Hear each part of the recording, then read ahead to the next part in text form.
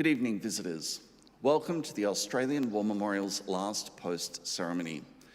My name is Troy Clayton, and joining us today from the Royal Australian Air Force is leading aircraftswoman Sabibjit Kaur. We warmly welcome the family of Sergeant Keith Thornton Horsley, whose story will be told shortly. We welcome the veterans who have served, those that are still serving, and the families that love and support them. We also acknowledge the members of the RSL Services Clubs Association, RSL Victoria, and RSL Queensland who are watching this ceremony broadcast across Australia.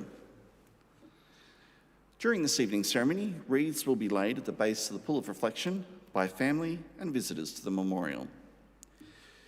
If you're able, please stand and join in singing the National Anthem.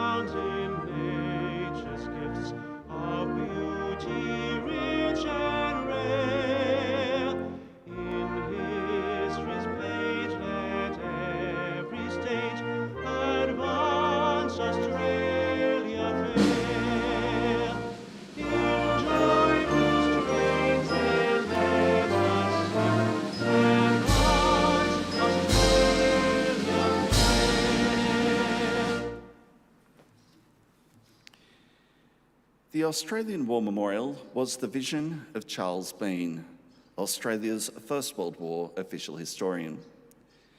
Bean landed with the Australian troops on Gallipoli and stayed with them at the front through to the end of the war. The idea of this national memorial and museum came to him at Pozières, France, in the depths of the bloody fighting of 1916. Bean's idea was that this would be a place where families and friends could mourn their loved ones buried in faraway places. It would also be a place that could help all Australians understand what these men and women had endured and what they had done for us. Bean's vision, to which we remain true, is best expressed as inscribed in the entrance to the memorial's galleries. Here is their spirit, in the heart of the land they loved, and here we guard the record which they themselves made. Tonight, we'll read the story behind just one of those on the Roll of Honour, which lists the names of more than 102,000 men and women who have given their lives for us in war and on operations for more than a century. But first, we present a lament, Flowers of the Forest. Wreaths or floral tributes will now be laid at the base of the Pool of Reflection.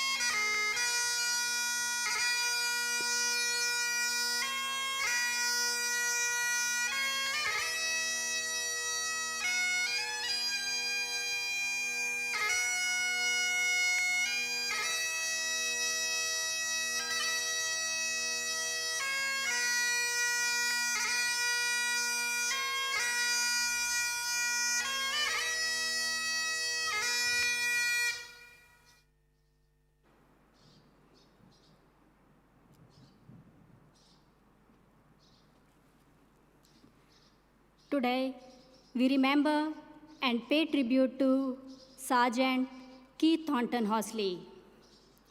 Keith Horsley was born on the 13th of August, 1909 in Ipswich, Queensland, the third son of William and Alice Horsley. Keith Horsley grew up in a family of 7 siblings and attended Brisbane Grammar School, where he excelled at sports. While Horsley came to be a sailing enthusiast and all-round cricketer, his primary achievements were in rugby union. He represented Queensland in 1928 and went on to be Secretary and Treasurer of Queensland Rugby Union. Horsley found employment as a sports journalist for the Brisbane-based Telegraph, and for many years was sub-editor in charge of the sporting section of the newspaper. On the 24th of December 1930, he married Hazel South, and the wedding appeared prominently in the social pages of the Telegraph. The couple went on to have 3 children. Keith Horsley enlisted in the 2nd Australian Imperial Force on the 30th of July, 1940 at Kelvin Grove in Brisbane. The next day, he marched out to Enogra Camp. Horsley obviously displayed leadership potential. In August, he was promoted to acting corporal, and in October, he was promoted to acting sergeant. In November, he joined the newly formed 2nd 26th Battalion, which drew its recruits from Queensland and northern New South Wales. After training at Groveley Camp and then Red Bank Camp, in February 1941, the battalion moved to Bathurst and joined the other battalions of the 27th Brigade as part of the 8th Division. In March, Horsley was sent to a junior leaders course at Narellan.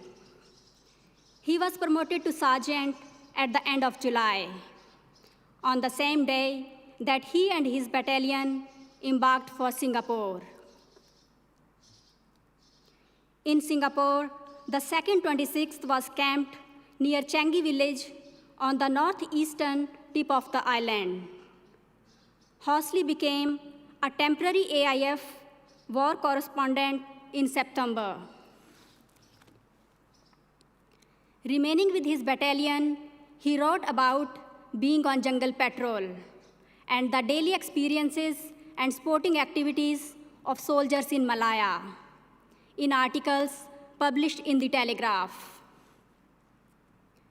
With war against Japan increasingly likely, at the start of October, Horsley returned to normal duty as his battalion continued its training and prepared defenses. The Japanese invasion of Singapore was swift and overpowering. Spread too thinly over too wide a front, Australian forces were unable to prevent Japanese amphibious landings that were launched on the 8th of February.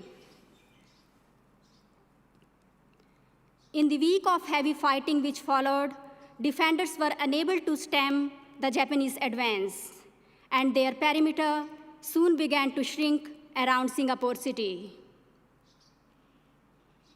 After the 2nd 30th successful ambush at Guimas on 14th January, the 2nd 26th conducted a fighting withdrawal.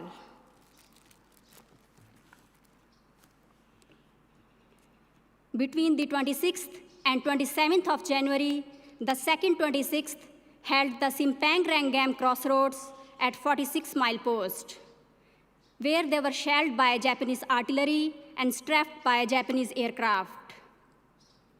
By 28th January, there was heavy fighting at the Namazi Estate rubber plantation. The 2nd 26th proved to be particularly successful in fighting these rearguard actions, and its morale was high. But they could not stop the Japanese. On the 15th of February, the British commander on Singapore surrendered.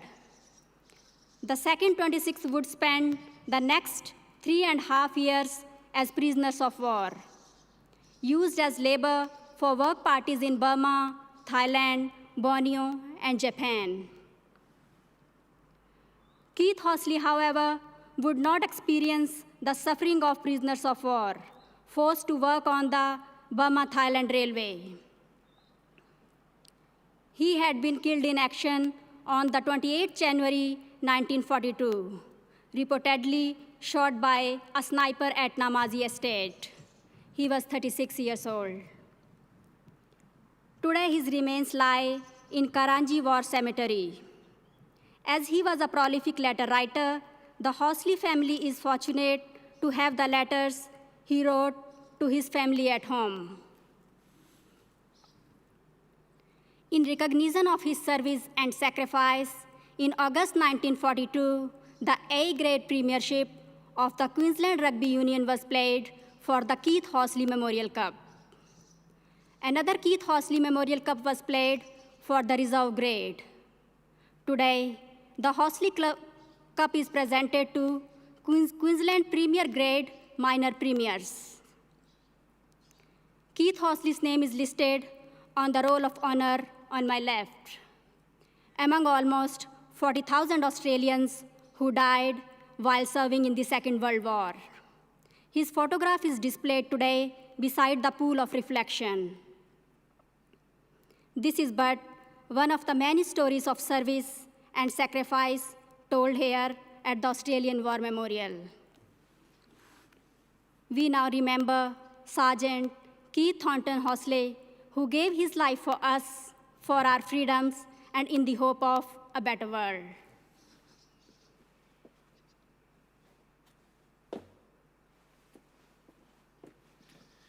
Please stand for the reading of the ode and the sounding of the last post.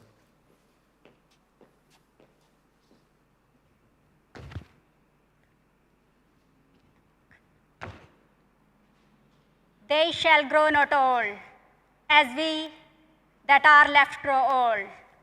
Age shall not weary them, nor the years condemn. At the going down of the sun and in the morning, we will remember them. We'll remember them.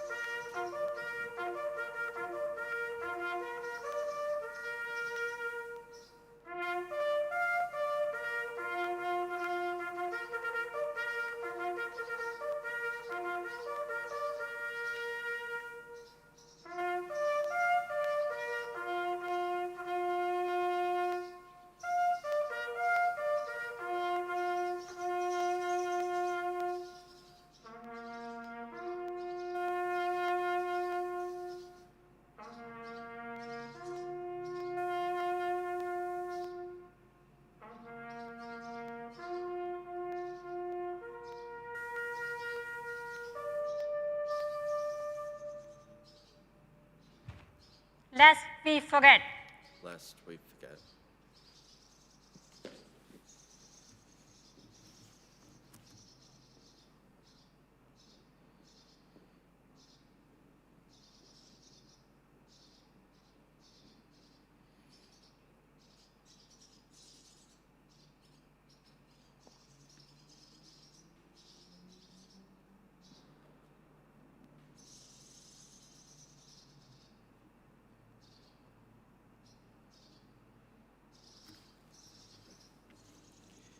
We leave you this evening with the words of the memorial's founder, Charles Bean. Many a man lying out there at Poziere or in the low Scrubber Gallipoli with his poor, tired senses barely working through the fever of his brain, has thought in his last moments, well, it's over. But in Australia, they will be proud of this. Ladies and gentlemen, girls and boys, that concludes the last post ceremony. We'd like to thank you for visiting the Australian War Memorial and wish you all a very good evening. Thank you.